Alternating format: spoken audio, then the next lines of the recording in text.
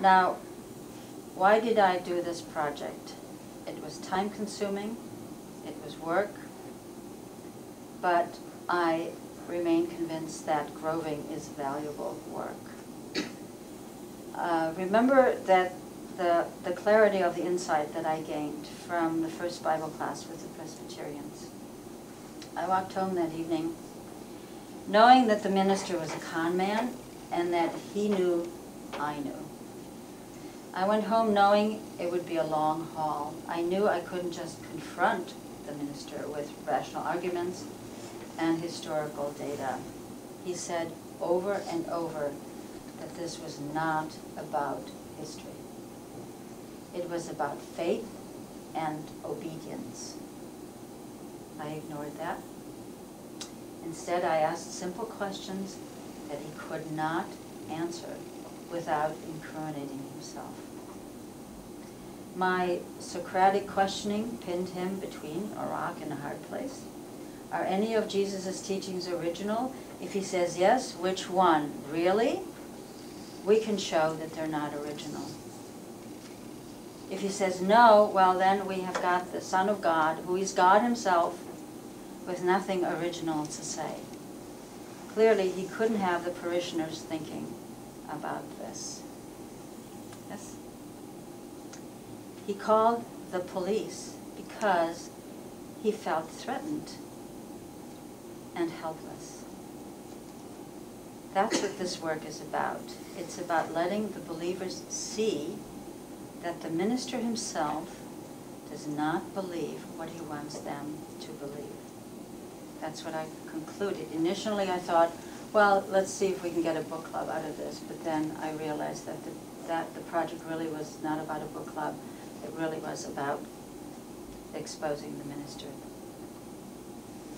He had to cancel the class because my simple strategy was working. The rest of the class was beginning to think, to get their courage up, and to ask follow-up questions. That was threatening. So my groving work is parallel to Dennett's and Barker's interest in helping ministers get out of their deception, and that I'm getting at the same problem, but from the other side, from the perspective of those who are deceived.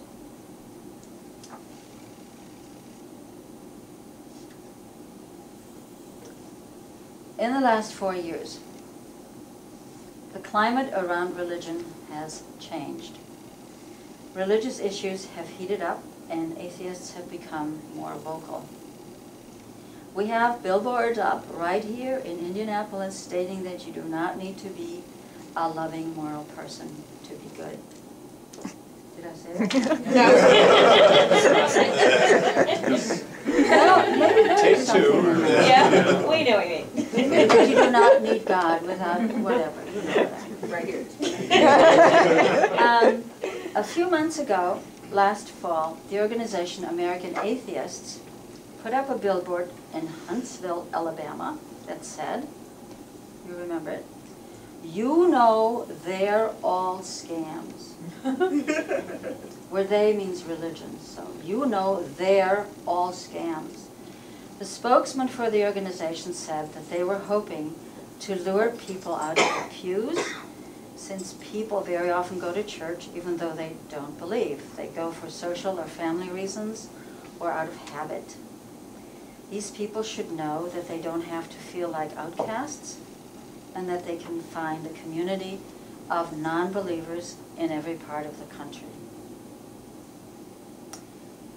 So, it seems to me we could help these people free themselves from this deception, the lies from the pulpit, their own self-deception, and above all, the lies told to their children. I'm very encouraged by the work of atheist organizations and thinkers like Dan Dennett and Dan Barker, and I'd like to start groving again. And this time around, I'd like to find people to join me and to start groving in their own neighborhood churches. It's fascinating. And since I've been through it and worked out the details, I can show you the moves. Now, groving is not hard. You're not debating. You're not being aggressive.